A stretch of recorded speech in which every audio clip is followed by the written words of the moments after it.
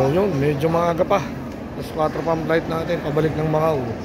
So pupunta muna natin to W Lounge. Ayan o. Ang ganda o, daming OFW. Diba? Bukuha lang tayo ng ano, card. Ayan, laki pala, daming tao sa loob. Daming kakape.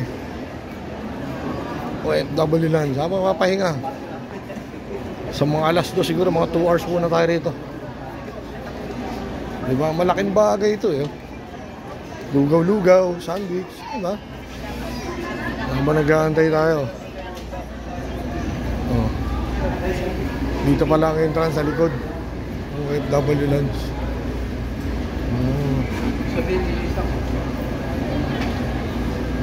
Pasok muna tayo.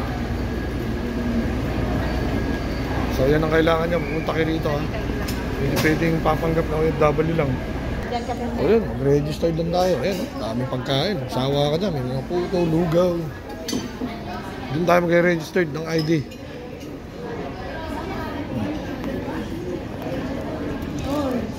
Ayan, dito lang pipila. Mabilis lang to.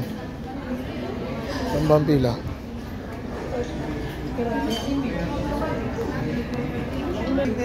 So i-scan mo lang yun para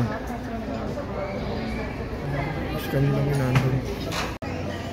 So yun, napakasimple lang pag-pick up, pag-scan mo nung ano, fill up, then verify, then picture, and then antay mo na kung kailan sa email mo kung kailan mo kukuha at saan. O ayan na, kain na, daming OFW. Napakalaking bagay nito eh, charging station. Laking bagay nito, laking tulong sa mga OFW. Lugaw, tapos may mga puto, pansit. Kain muna tayo. Ano? Siopaw, sarap, pansit. Diba? Mga breads. Ayos. Kain muna tayo. Sige, see you later. Napakalaking tulong itong OFW lunch na to. Diba? May mga blanca, may mga peanuts, biscuit. Bread, papainit mo pa.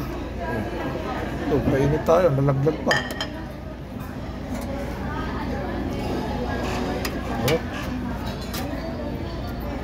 Ayos eh. Sa kabila yung mga drinks.